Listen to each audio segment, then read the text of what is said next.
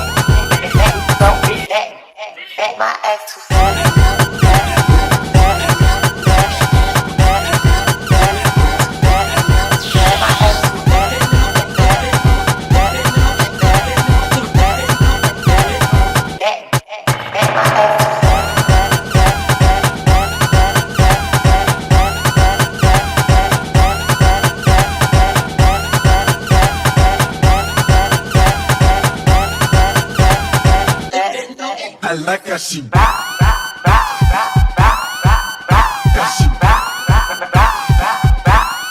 I like how she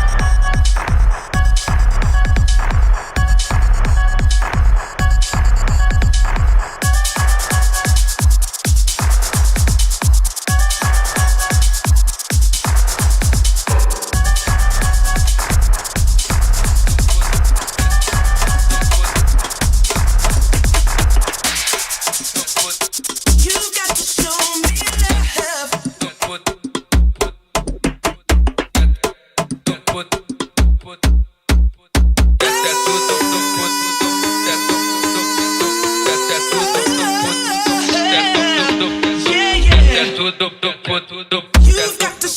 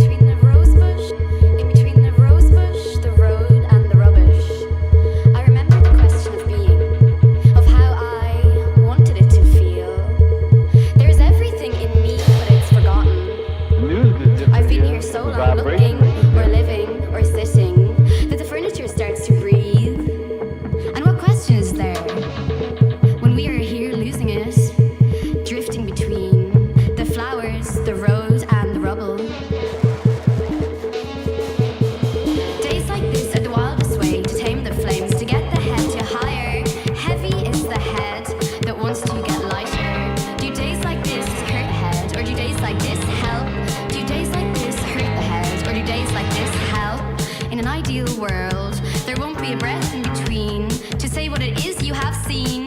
Do days like this hurt the head, or do days like this hell?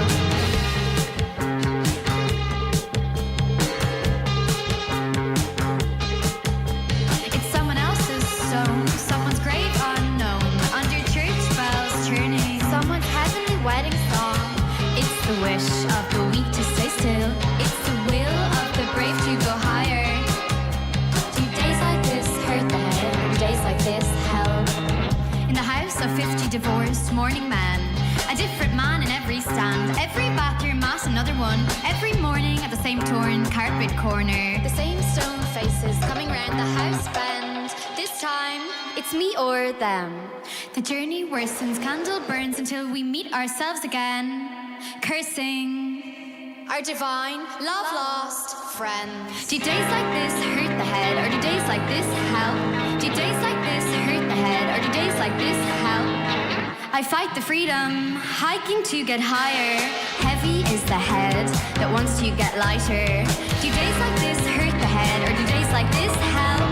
Do days like this hurt the head, or do days like this help?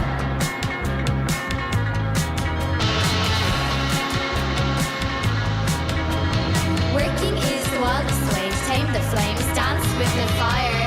Wild animal climbing your walls, daily failing, feeling sick. She doesn't care, we're asking to go higher. Do days like this hurt the head, or do days like this help? Do days like this hurt the head, or do days like this? Stop, wait a minute. The way you move that for you to get my heart. I'm in it, and I just wanna be with you tonight. Right, please, I'm a player, yeah, it's true. But I changed the game for you. I wanna see what it do. This is how I feel. Every minute I love. Let's take the night with me. Oh, you're just my type. Everything's so right. I just wanna chill. Let's take the night with me.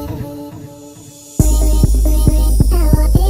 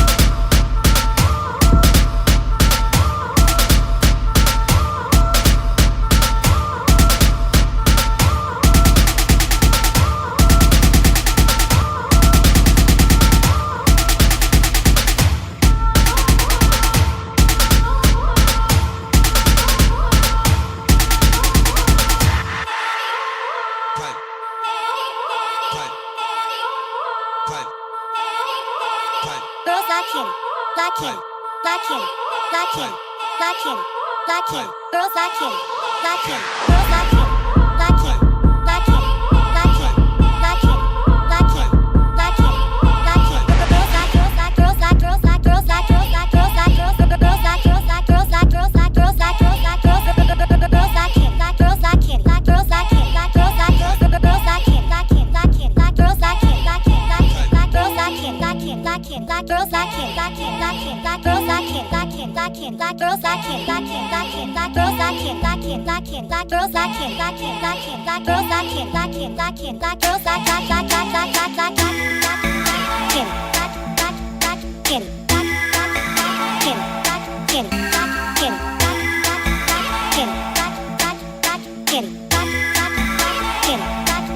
like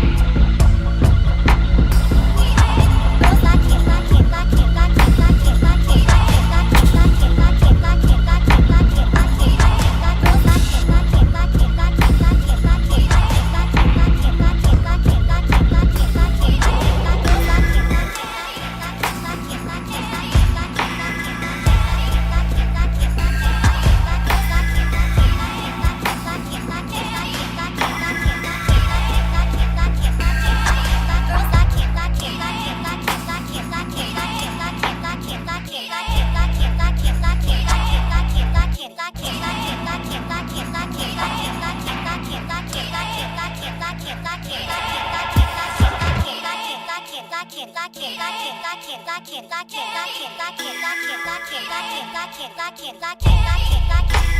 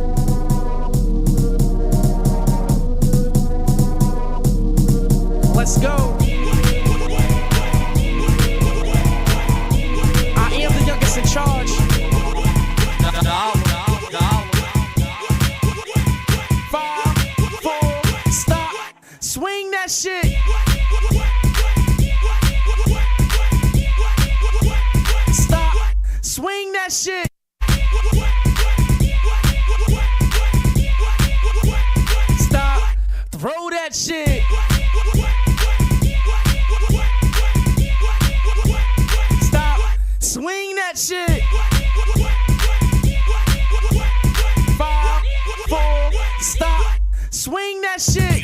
You just got hit with some shit you ain't never heard before. Know what it is. Shut up and listen. One finger in the air. Put one finger in the air. Let's go. I am the youngest in charge.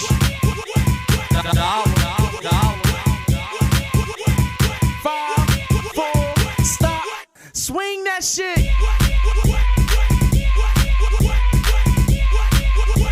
Stop. Swing that shit. Stop. Throw that shit.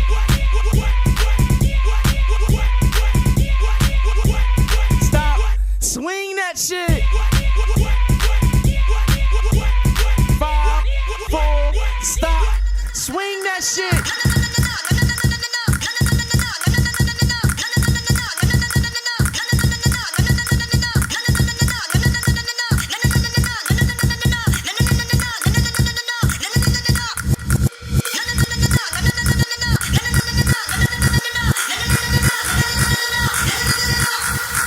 Sure as something will come out of the pot. Don't have no food when no steam down well hot. Me nah put cane juice in a minute snacks. So which cherry juice must be one in a the box? You is a vegetarian, your brain cell collapse. So you know your pork now the feel of the ox. But if you night when you are your woman a relax, put your mouth where you feel you put your cocky shots. So half which door, put it back in your socks. Put it in your earmarks and cut out like a lax. Without cap fear for the taxi. So this is the question you ask. Then not the yard.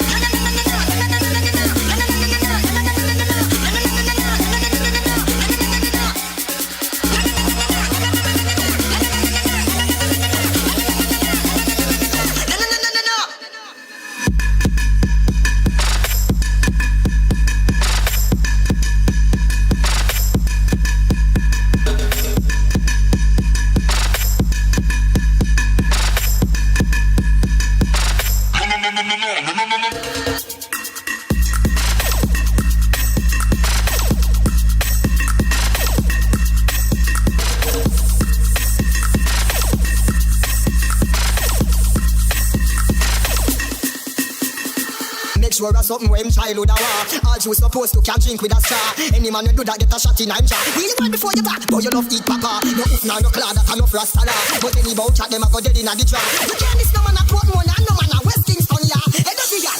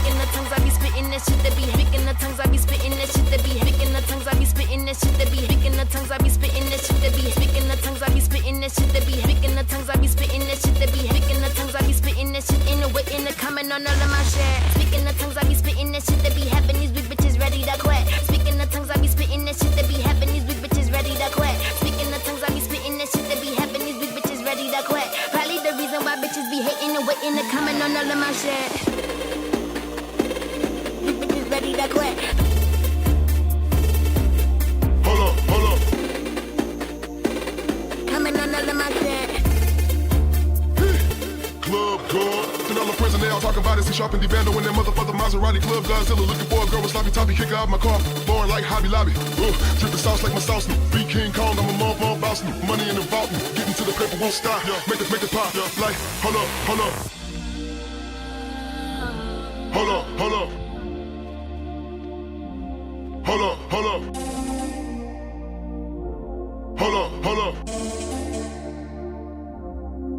Hold up. I used to give up. Hold up. But then I stopped. Hold up. I used to give up, but then I stopped. Hold up. I used to give up, but then I stopped. Hold up.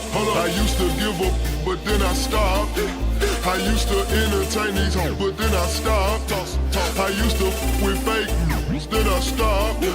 I used to help a lot of losers, then I stopped. Then I stopped. I stopped.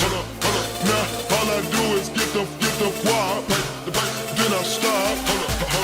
I stop. Now all I do is get the guap. Hold up.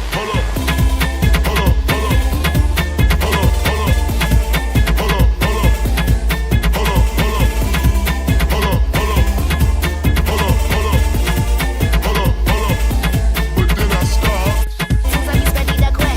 Picking the things I be spready that quick. Picking the things I be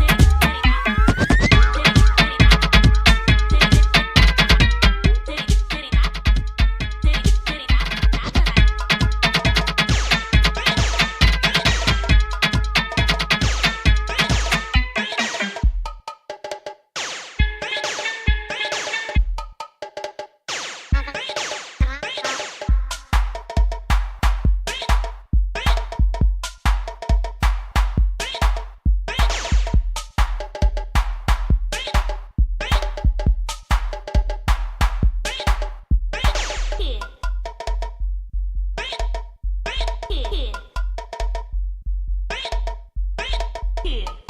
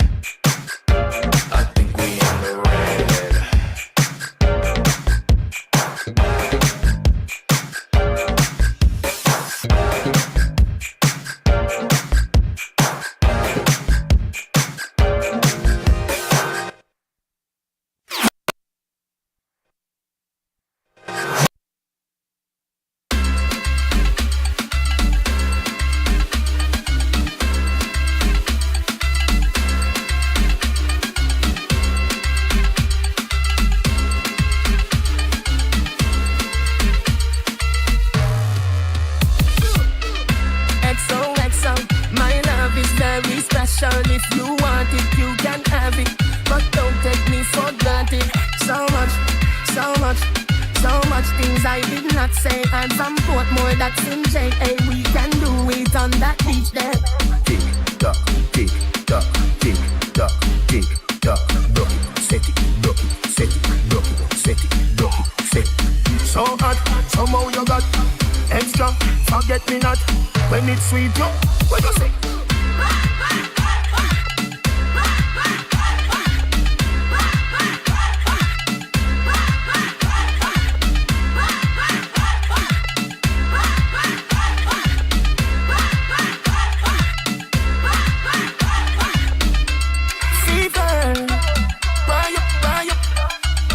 See me baby, everything crisp. My good love make you turn and crisp. Fever, fry up. Wine see me baby, everything crisp. My good love make you turn and crisp. When you look back at you, I mean that doggy style, puppy whisper. So hot it in the fire fever. If you can't broke it off, hasta la vista. Well, ava, power, back, lego, lower, bodo, lover, cover, tattoo, color, wow, summer. Philippi, walla pump, color pump, alla my, alla part, dilly, bella pest. So hot, somehow you got extra, forget me not, when it's sweet, yo, what you say? Fever, fire, one see me baby, everything crisp, my good love make you turn and crisp, compose, you're not dead. Why? Now a sheet spread, they got 12 left Dexter. Wash up it head, kind of keep my girl instead. She civil, wicked, so she did it, glamour.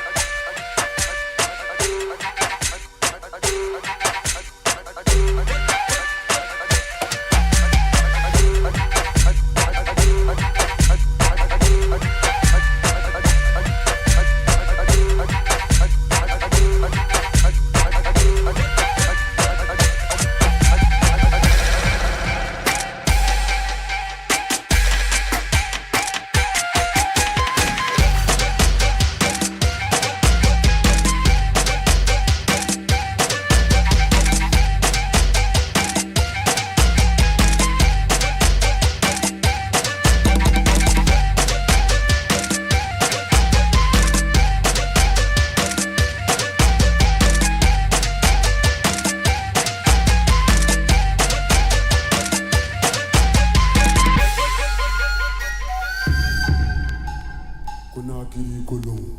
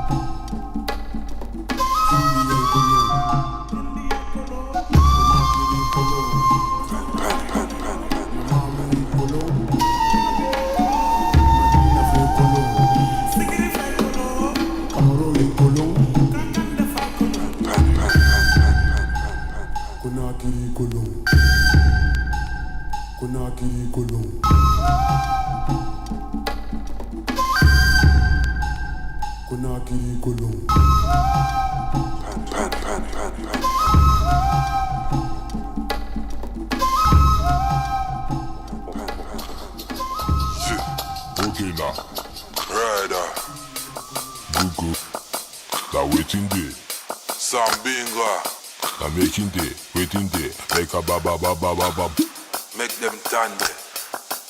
Yeah. Broke out body good, you know suck out in a hot water. I know your feather get plucked out. You buck up in a bad man, coulda never cut out. Long distance, feel your body get rub out. Get on low, I'ma get kumule. Kike baby, carry way to big pass moluwe. Double leather, no be feather, this one no be felele. She waka fiki faka man, they gaga give a belly there. Me give her it hard and stiff. She shoulda never play around where the hard man live. Inquisitive, she hear say me have a big gift. I worries when me take it out and start brandish. Wow. Give her Google dagger juju man, she want the magic. Galo wanna ride out like a Benzo automatic. Give her dinga-linga to don't need a paramedic. African mandingo warrior, it is genetics. Genetically better than the rest. When you see this sitting stand up, girl, you're gonna be impressed. When I get between your thighs, you are gonna feel it in your chest. You think I lie when me sing highly blessed. Take 'em up, take 'em down, jiggy, you decide. Tell me waiting there, your man, your body looking so divine. Check and balance, she get manners. We not there for palace. Wanna ride me cowboy like the galley come from Dallas. Ride it good. I mean she have to search out when she want ride hood. Rooster must have to crow when she can come out the coop. Girl, you make me sit and grow, now I time to let it loose. Chala man, see the baby girl who wanna chop my stick, no chana man. Tell me say she wanna baller when no play my mana man. Miss a lover, bedroom bully man la shabarangs. Choo, she dey make my head they blow no Thomas Hank. You don't know. Rider, my go-go. Sambinga, pineapple music. That's a bumbo clad pineapple. If me say pineapple, the thing must name pineapple in your mama blood clot. Squeeze it and crush it.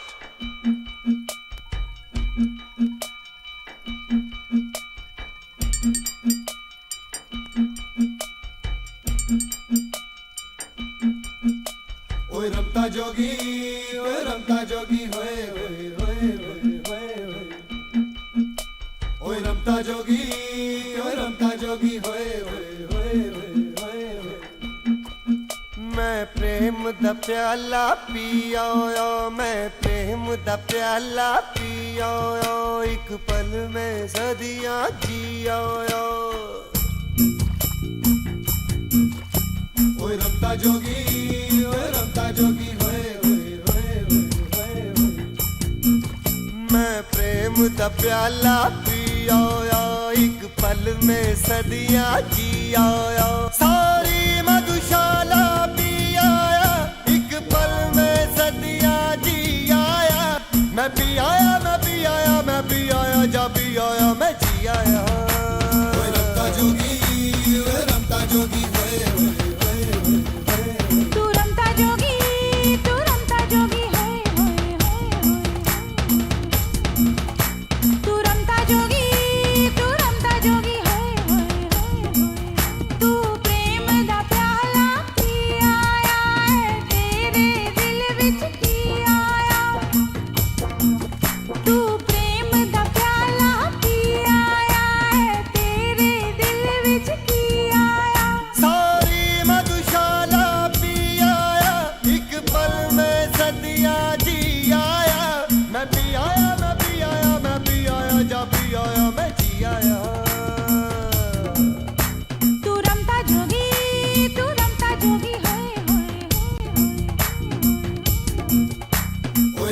जोगी रमता जोगी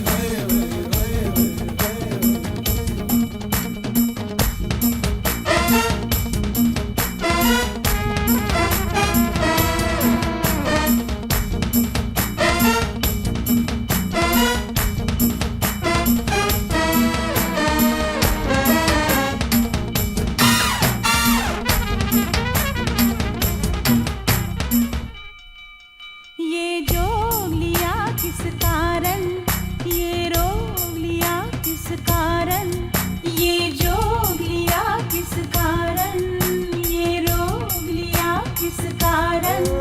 एक जोगन देखी बस्ती में, एक मौज उठी तो मस्ती में। एक जोगन देखी बस्ती में, एक मौज उठी तो मस्ती में। दिल भी आया मैं भी आया, मैं प्रेम प्याला भी आया, मैं पी आया मैं जी आया, मैं प्रेम प्याला भी आया मैं जी आया। तू रमता जोगी, तू रमता जोगी जोगी जोगी जोगी। तू रमता जोगी, तू रमता जोगी जोगी जोगी।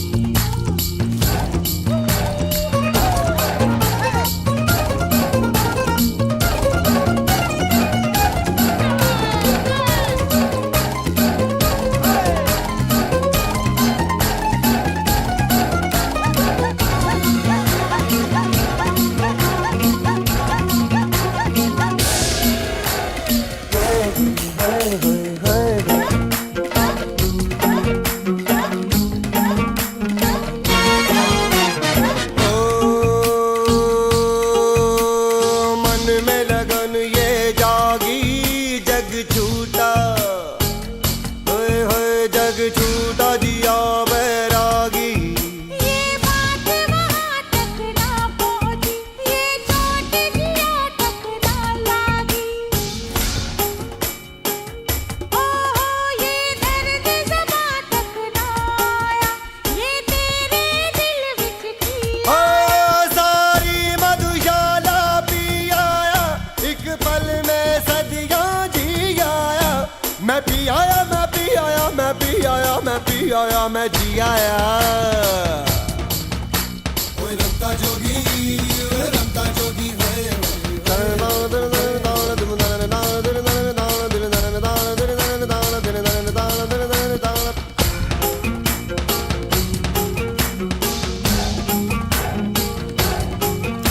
तू रमता जोगी, तू रमता जोगी जोगी।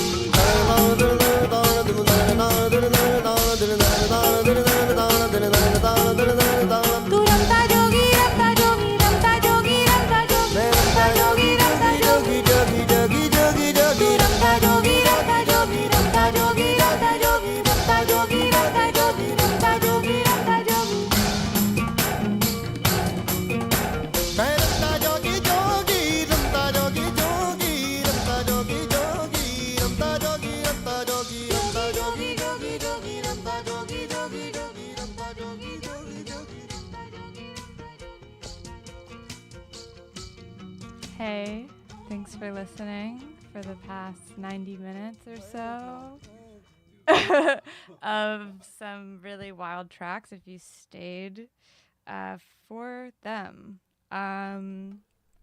We are going to talk now. So just a reminder, this is Needle Exchange, it's a harm reduction radio show with music and talking about harm reduction and substances and nightlife and music and how they're all connected. So I'm Kai, and I'm here today with my friend MZ3, and we are going to talk about their experience in nightlife and,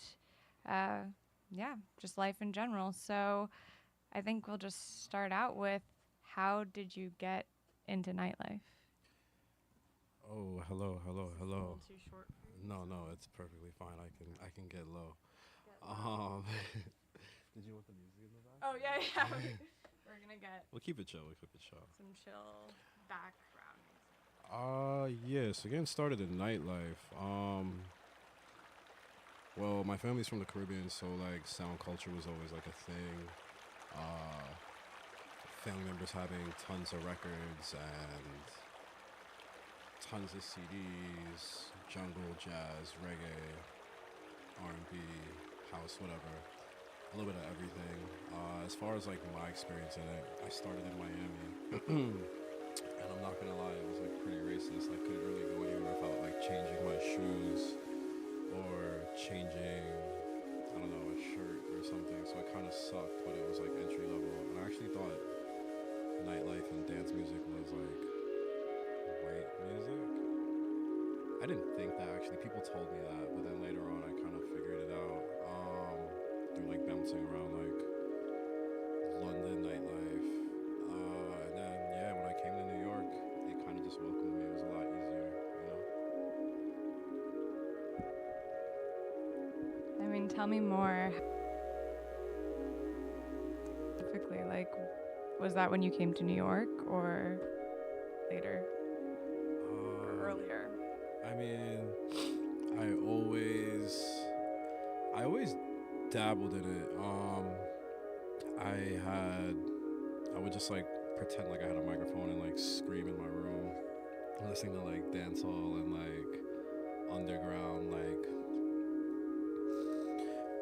rap, underground dancehall, underground like dub music. Sorry, I just had a sandwich. But yeah, I think when I started to like really understand it and like get into it myself and invest in it,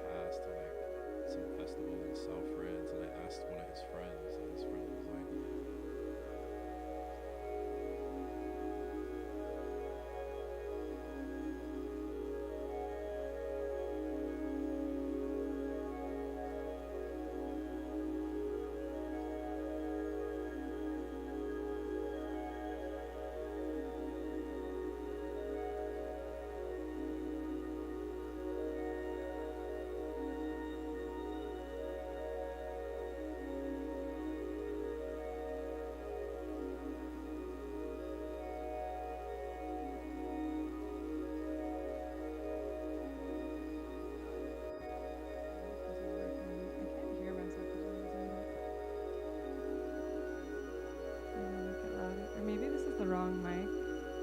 Oh my god, what if the mic is on? No, that's fine. Not technically. Okay. I don't know why, like, it usually plays from the speaker, but maybe it's one of these on one of these no, it's on the mic channel.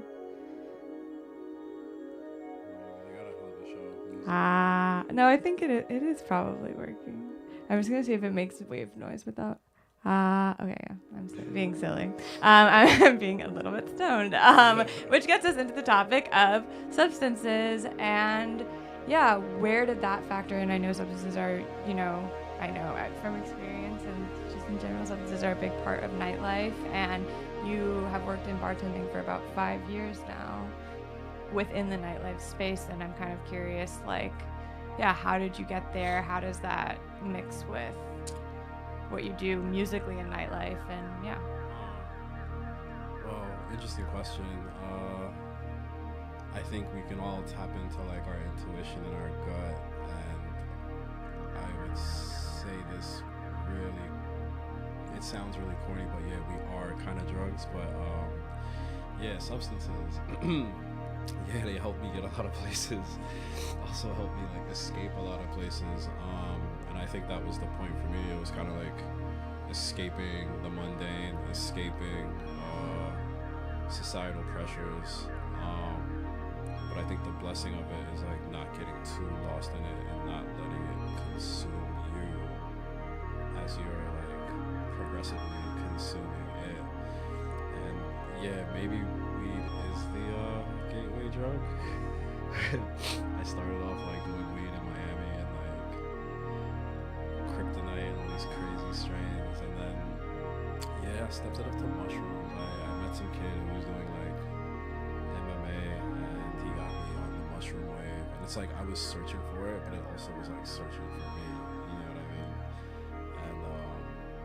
found it. Had the most prolific experience. Saw crazy things, but mainly like the thoughts and the connections, and like mainly the connection to myself is the thing that grew the most.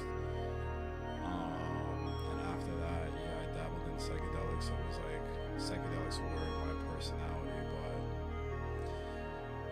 I can't say that's what it is anymore. I feel like that was just like the beginning stage, kind of just like the entrance into like, I don't know, the real blessings in life. Did I answer the question? I mean, yeah, you answered a question and probably one of the 5 that I gave you, so that was, yeah, great. I'm still getting used to being an interviewer, but I think the part that, yeah, it's I feel like a reporter, but the part that I still kind of want to know about is bartending and what that is like, and yeah, where that intersected with kind of what you were just talking about psychedelics and like being your personality, and that phase kind of shifting. Like, when did that happen chronologically with your job, and how has that felt? Word. Okay. Yeah. Bartending's funny because it's definitely like a worker is like kind of like, I think, what did Eric Adams call it back in the day?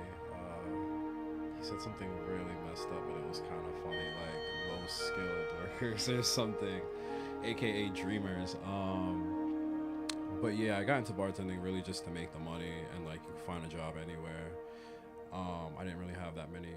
I had opportunities like awarded to me, but like I also had to like try and do something. I don't know, it's like easy, it's kind of like brainless, but at the same time there's like a lot of responsibility that comes with it. Also, yeah, a lot of knowledge. I think people really trip out on the knowledge, but bartending's really, it's just like science, you know, but like alchemy. Yeah, it's alcohol. And it's not the craziest science either. It's like just measurements and stuff. Citrus, sugar, spirit, blah blah blah. But it's definitely like a responsibility though, because like there's a lot you have to look out for sometimes, and like it happens so fast. It's not like I'm scanning everybody, but I guess yeah, I actually am scanning people to see if they can actually handle the thing that they're asking for. I feel like a lot of people think they know what they want, and like sometimes they've had enough. As far as me getting into nightlife in New York City, I kind of got the position that I'm at while I was on acid. Okay. This was the story I was gonna tell you. Yeah, we delayed until this moment, and it's about to drop so hard. Yeah, and this is the perfect like behind the scenes track for it, because it was kind of like this.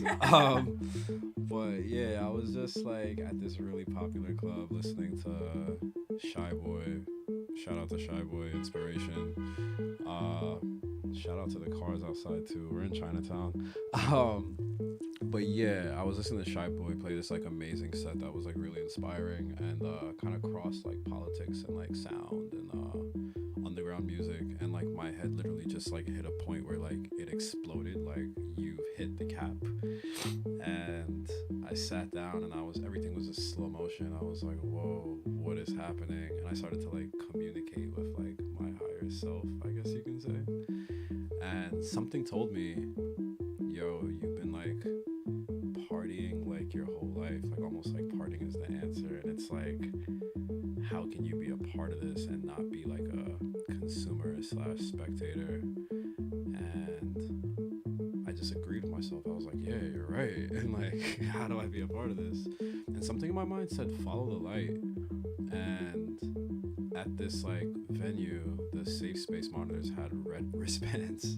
So like all the lights had just like shut off. Shout out to Kai that was doing the lights that night, but all the lights shut off. And I just saw one glowing red wristband, and I was like, oh, follow the light. It was kind of like a video game.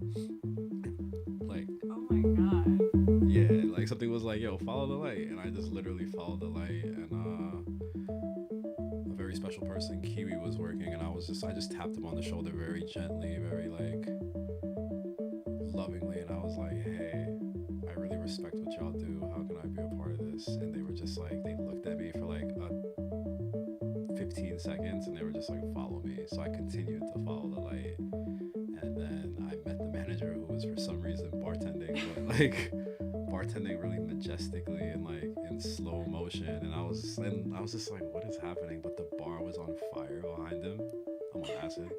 And like, Your acid is way better. yeah, I stopped taking this acid. I had some complications after, but like, yeah, I just like, he was so polite and he was like, hey, my name is ... I don't want to give it all up, but he was like, my name is ... like, what's yours? Told him, and he was like, well, what do you do? Like, blah, blah, blah. And I told him, like, yeah, I'm interested in bartending, being a part of this. I love what y'all do. I respect it so much. Told him my little story, and he was kind of just like, all right, buddy, yeah, here's my email. And from that on, yeah, I started doing Sacred Space, and I started doing bartending. I got into eventually managing parties. I got into working sound. I got into working lights at this venue too, sound at other parties, and yeah, it kind of just blew up there.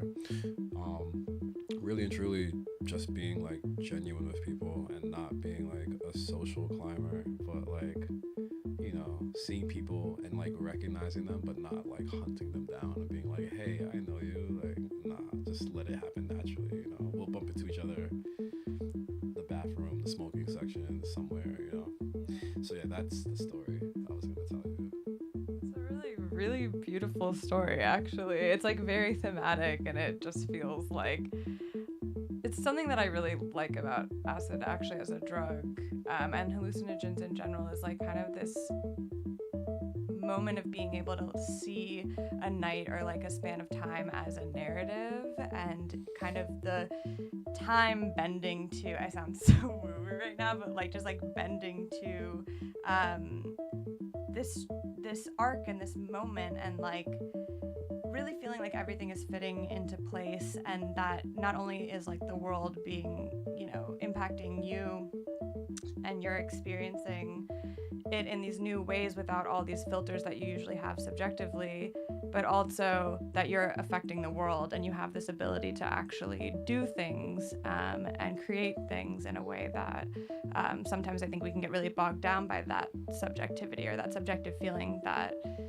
we're not important, or like the work that you want to do is not valuable, and you can't just go and do it and follow the light, like kind of like you're saying, and see life as like the, you know, like as complex and beautiful as it is. At least for me, that was a huge draw of LSD when I was younger, and I definitely used it, I think, beyond the point where it felt like every time I was doing it, I felt that way. But I still think it is a really magical experience and something that is, you know, important to me. And I think a part of, in so many ways, who I am today and the way that I think. Definitely doing drugs when I was younger and my brain had not fully developed, and like for better or for worse, I'm just like a little bit weirder maybe than I would have been. I don't know if there's a correlation between that and like, I don't know, just like all of the things that I think make it a little bit harder to like fit into society, whether it's like your gender identity or neurodivergence, and like both in how that part of you is attracted to substances like hallucinogens, and also how those hallucinogens work with the way that your mind works, and help you to have those experiences. I'm kind of going off about You absolutely are going off. at LSD, but I feel like one last point that I want to make to that is that LSD was a huge part for me of like my gender identity journey, and like realizing I really how liberated I felt the first time I ever like went out to like a social event. I was going to a random food rescue and meeting a bunch of people. It was right after I had changed my name, like socially, from my birth name. And I just remember like at the end of the rescue, I was like walking to go home, and some people called out to me, and they were like, "Hey, Kai, like, do you want to, get in this cab with us or something like that? Like, or where are you going?" And I was like, "I'm just going home, whatever." But then I just started sobbing as I like walked away, like realizing how good it felt to be called something other than the name I was born with. And like that had, I think for me, felt like very painful in a lot of ways. And I cried for like 3 hours, and just realized like I was like really like I was like and it was like joy tears. Like I was like, I'm free. Like I actually can decide this for myself, and I can like live and be happy, and like to introduce myself and to, feel like I'm representing who I am in a way. So yeah, that I think, also when I think back on the story, I'm like, wow, I really did. I think I took the acid at the end of the rescue, because I don't think I would have showed up on acid. But I do remember, like, yeah, it just hitting me, I guess, as I hit the, like, actual trip. It went from just being, like, really euphoric to, like, oh my God, I'm, like, so overwhelmed by emotion about what it feels to, like, be, like, I don't know, like, liberated from my name. So, yeah, that's that's my thoughts on it. I'm now interviewing you. But yeah, shout out to Joyful Tears and the tears of like the release, Yeah. Those are very powerful, very special. Oh, it's raining. Oh, that looks beautiful though. But yeah, speaking of joyful tears, The sky is crying joyful tears. Mother Nature is crying right now.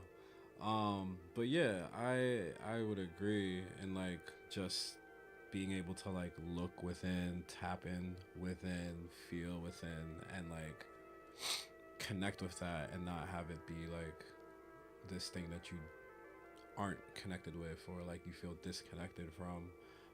Yeah, psychedelics definitely helped with that. For me personally though, while I love psychedelics, I definitely have pushed it a bit in my life. Not so much in public, because you're never gonna see me flop, you're never gonna see me fall, but I've definitely like experienced, cause let's be real, right? Like some of these are made by like beautiful, friendly, smart scientist friends, and then some of them are made by some kid with a bathtub, and your friend's like, hey, is this such and such? And you're just like, it's whatever you want it to be, man. And that's like the scariest thing I can hear. So like, yeah, I definitely have done too much before, and like it's definitely like affected my tolerance, but I still love to go back and tap in. And even like Molly, like that's definitely like the love substance, but I have a special place for like shrooms and acid. But at the same time, there are these places that like we can kind of reach without substances, but they're like a good place to like start off, or like expose yourself, or like literally just do it rather ritualistically. And I hear a lot of people always say like, oh, I take mushrooms in nature, and it's like, nah, you don't have to. You can like, it is beautiful in nature, but you can definitely do it. I sound crazy, but in New York City, walking down the street, I used to like microdose and just like walk and like to the same thing, because like this is still nature too, right? Like we are still humans existing. There's still like rats, wildlife. Yeah, exactly. It's just like a forest. But there's definitely like connection within like humans, and like doing it like sometimes at nightclubs and having the best connection, and the people that I want to talk to actually look my way, or like we just happen to be in a situation. It kind of like, I don't know, like magically helps you tap into like the now. But there is also this beauty in like kind of being sober and tapping into those things without it too. So I don't know, I'm kind of like caught on the fence in between the two sometimes. Yeah, well, it's like I think I think it's natural to desire something that's like a drug. Like I think that it doesn't have to be an actual substance that you're taking, but just it could be anything that gives you like a sense of euphoria, a sense of purpose in a moment, a sense of possibility. And sometimes that's just behaviors, rituals, or things that you do. Sometimes it's substances, and sometimes it's rituals around substances. But it just makes me think also about how you know, you're talking about like different ways of LSD being created and how a big part of harm reduction is kind of allowing people to tap into those things and not have to risk safety over them and not have to experience some of the negative side effects of just like stigma by itself. And I feel like that's a big thing with like, you know, you're saying like, oh, you're taking shrooms and walking down the street. I feel like there is so much like to be observed and so much to learn from experiences like that. But I also feel like there's a lot of anxiety for me, I think sometimes about being, I don't know, in public and crowded spaces on substances. Definitely like being perceived. Yeah. Constantly, but like being so present that you're aware that you're being perceived. Exactly. And I feel like that's why I love the space of the club, because that's a place where I can fully be around other people and be, you know, like in a crowded space with maybe like loud music and be on a substance like LSD and still feel normal and get all the like, you know, the parts about it that I like, but not feel worried that there's something wrong with me for being the way that I am when I have all those like barriers taken down by a substance. But yeah, it's cool to have spaces that allow that to happen by creating some sort of like safe space. And you know, you were talking about bartending earlier and how like sometimes you have to like scan and see if someone is, you know, if it's safe for them to take another drink and kind of be following that. And like, I think that's really interesting to me about like what happens in those moments. Like what kind of conversations do you have with a person to determine those things and like to create the safest experience for them, because you are doing like a social service as well as like providing substances. Yeah, number one, I just want to say, yeah, I agree wholeheartedly about like having spaces, like safe spaces to like recreationally do these substances or like experience these. Shout out to the future. I hope this administration lets these things slide and doesn't like jail all of us. But yeah, yes, I'd agree to that. But also like, yeah, how those things go down. I mean, to be honest, sometimes you gotta just check it. I may be the thing that like breaks your trip a little bit and like taps you back into reality. Like if you're like spinning and your eyes are rolling back, like I don't care how much money you have, you can't have the drink. You know what I mean? You can have some water, I'll slide it to you for free. You can pay for a coconut water. You can maybe get some caffeine to wake you up. But yeah, I don't know, cause it definitely is New York City and also like America, and there definitely is like outside of like the global world, there's definitely like a consumption thing that kind of happens where like you have to tell people no sometimes, and sometimes people don't really want to hear no. I mean, we all know like a lot of people in this like country don't want to hear the word no. This music is getting like crazy for this conversation. That's like ominous, I feel like, fittingly. I mean, but yeah, sometimes like it kind of is like ominous. There's people who like, yeah, are just going too far, and I don't know them. I don't know how far their boundaries are, or like what they can handle or not. I'm sure when they're by themselves, they can do whatever, but that can technically fall on me and fall on the fun venue that everyone's at, you know?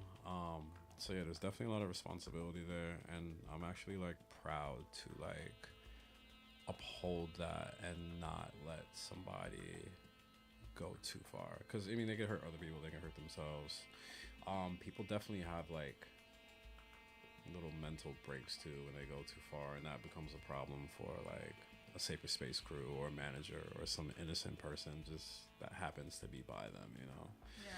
Or their partner or whatever. Like it just gets deep. So yeah, and that is like a thing that I feel like I experience, is that like on the downside of substances, and or also like a situation in which you feel a need to consume substances to a point in which it gets there and it gets dangerous, but I've definitely had some experiences where I've been actually like saved by a safety monitor because someone was extremely drunk and extremely sexually aggressive, like and just kind of like, you know, making like the opposite of what you want, and the opposite of what I was saying about it being a safe environment where like you can be yourself and like, you know, not feel like you're being like focused on, or that it's like anything, or like literally preyed upon. yeah, exactly. You're like, I'm liberated and I'm like free to be me, and then it's like, oh well, I'm gonna catch you.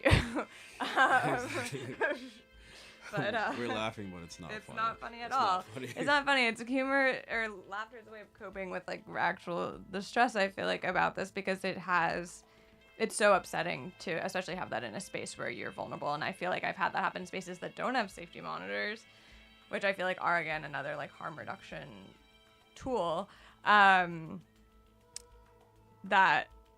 That just happens, and you know, you're dealing with that for the rest of the night, or you have to end the night or leave the night, and you're not welcome in that space anymore. And so it is like a thing where like someone's like safe space depends on, it's a communal thing. We are in a community, and we need to make sure that we're like, you know, all.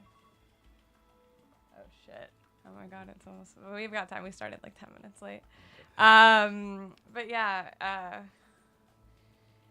just that is really, it is like a really complicated part of harm reduction too, I think. I don't think it in any way contradicts with like the actual ethos of harm reduction, but just like the idea of people self-determining the substances that they use, and like, you know, knowing themselves better than any other person, and also the fact that there are some times in which the substances don't allow us to like know ourselves in a moment, or to be like fully aware of what it is that we're doing, or access a part of us that maybe is not ready to, you know, come out in an environment where we're around other people.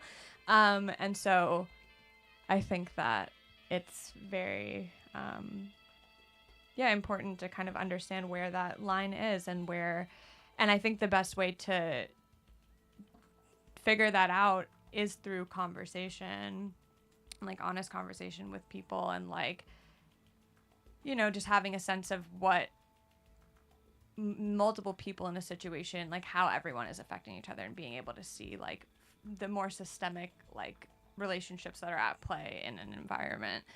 So it's like a combo of like the super micro zoomed in and the really macro zoomed out perspective on a space. And I feel like that's kind of what it seems like you have to do as a bartender. So you're kind of like a harm reduction agent, like on the ground, essentially. Yeah, and then like going through the proper channels, you know, like if something or someone needs, if someone feels like, yeah, they're being harassed by some random like person, security's on the line. Security does like an amazing job at a lot of these spaces. I think like people don't really give them credit enough. Also shout out to the venues that have EMTs on site and train their staff, because yeah, like harm reduction is like kind of a big deal, and it's sometimes kind of they're glossed over, or they're just like, yeah, we got it. But like people, venues, whatever, could do like a lot more work on like really pushing those ideas forward. It's like well worth the investment. I think the owner of the venue that like I work at once said, he was like, yo, we don't have a copyright on Safer Space, anyone can do it. And I was like, wow, that's a cool way to say it. Like, you know, literally anybody can do it, any space can do it, any random party can do it. You just like pay one more person, pay two people, pay a security guard and a Safer Space, like pay a security guard that has an EMT license, like take care of your people. Yeah, like invest in your people, and your people includes the entire community of like everyone that's coming into your space, and even the people that I like that aren't coming into your space but maybe want to come into your space. Like it's really important. Like I think at the door is one of the most important times to make someone feel safe, and I've definitely had experiences at certain venues where it does not feel that way, and I really appreciate the venues that do make it feel that way. But it is, I feel like, a very low bar that a lot of is set like in general, for safety in like a nightlife environment. Yeah, just definitely something that I want to see more places doing, and I feel like it's seemingly, I don't know, I think it's always been pretty bad from when I was like a little like teeny bopper clubbing in, you know, Manhattan, or like It's crazy that you clubbed in Manhattan as a teen. literally so horrible looking back and just being like, oh yeah, wow, I like, no one was fooled. No one thought I was over 21. Like, I looked like 12. Like, I was not an old looking teenager. And yeah, they're just like going through a whole night and seeing it through the eyes of like all these adults who like saw that and, you know, wanted to take advantage of that. Oh my gosh. And like, yeah, and there was no safety, no one looking out, no one asking, and like I feel like also the majority of Like nobody, not even like a security guard or something? no, because the security guards were the ones that were letting us in the door. But they weren't like keeping an extra eye on you or being like, hey, like, I'm shaking my finger at the microphone, like, hey, like. No. No.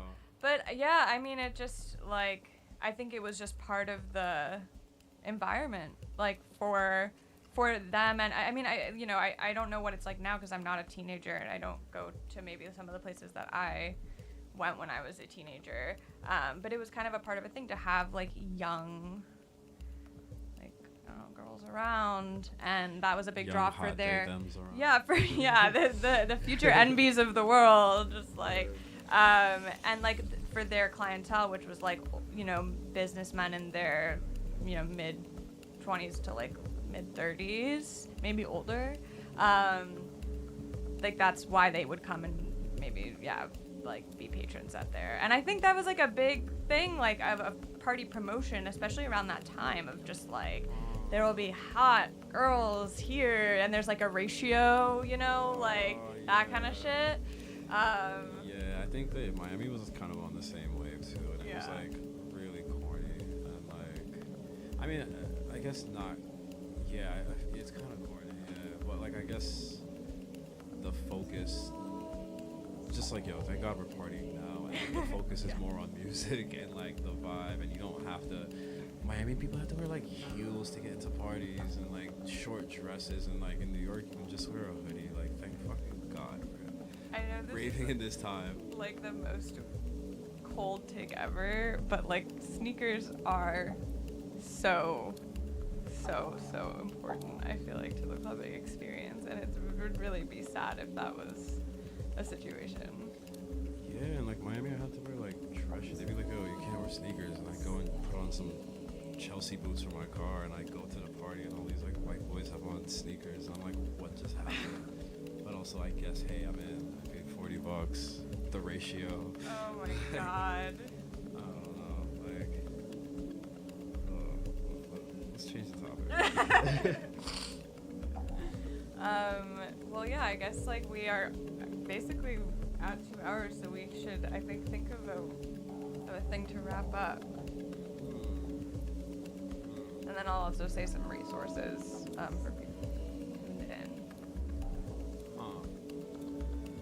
I guess like for maybe my last thing to say is like, yeah, experiment. Like, trust your gut. Have trusted friends, trusted sources. Don't go around the club asking random strangers that like look like a typical like substance dealers and asking random people if they have stuff. Like, be smarter, do your research before you get there, make friends before you get there. Like, I think the smoking section's where it's at. You'll find everything you need in that section. But also like, yeah, just be careful. And we live in a great time where like you can actually test your substances, and New York City is like actually advocating for that. Like, venues are allowed to like offer those to people. It's like a really like beautiful thing, because like, let's be real, like a lot of us that grew up before have friends that probably like took the wrong thing or took too much of something, and like are like very lucky to be in this time where like we have harm reduction and it is like the thing that like is spoken about. So that's like my take. Experiment, have fun, be safe, and also this is like a little bit off topic, but don't drug people. If you're like a boy who like wants to get laid, like don't drug people. Like stop being corny. Like go pay a sex worker. Like don't be drugging people in the club. Beat your ass. Yeah. Just don't. It's honestly not that hard.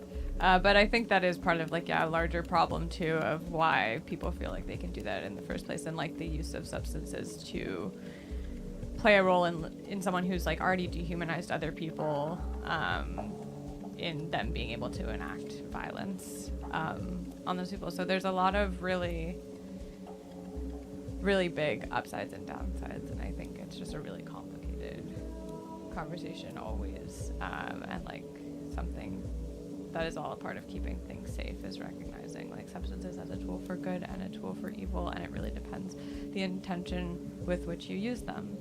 I think the majority of people that use substances are not trying to hurt anyone or harming anyone, and a lot of times they're helping themselves in the specific situation that they're in many different ways. So yeah, if you are interested in harm reduction or interested in like more conversations like the one we had tonight, we have a harm reduction home group. It's like a weekly meeting modeled somewhat after 12-step, but with harm reduction principles for people to talk about, what's been going on in their life, what's been going on with their substance use, and anything, any behaviors, any kind of ways in which they're feeling impacted by what they're doing for positive or for negative. And that's currently happening every Thursday from 9 to 10 p.m. And there's a WhatsApp group in the link tree for this show that you can use to get involved and get the Zoom link for the meetings. And there's a discussion portion of the meetings as well for us to have more conversations like the one you heard tonight. And the link tree is linktr.ee/needle_x, the letter X, change. So this is a groovy track. Music is the drug. That is the real thing. Is like music does feel like a drug for me too, and I think that's what I was trying to get at by like drugs that are not always substances. Like there's so many drugs in our life, and I think we need to start recognizing all the ways in which we use things to reach certain states and reach certain capacities that we might otherwise not have in our just like base equilibrium state. Finally, if you're interested in volunteering or getting set up with harm reduction supplies, there's a link to Alliance Lower East Side, which is where I work on Wednesdays and Fridays. And you can, go through their website to get involved, or just come to the location 35 East Broadway to get in touch with the resources that they have there. And just keep engaging with this stuff and thinking about things like this when you're in the nightlife spaces. Okay, I never know how to wrap it up. Wrap it up. All right, that's it. That's a wrap. Bye.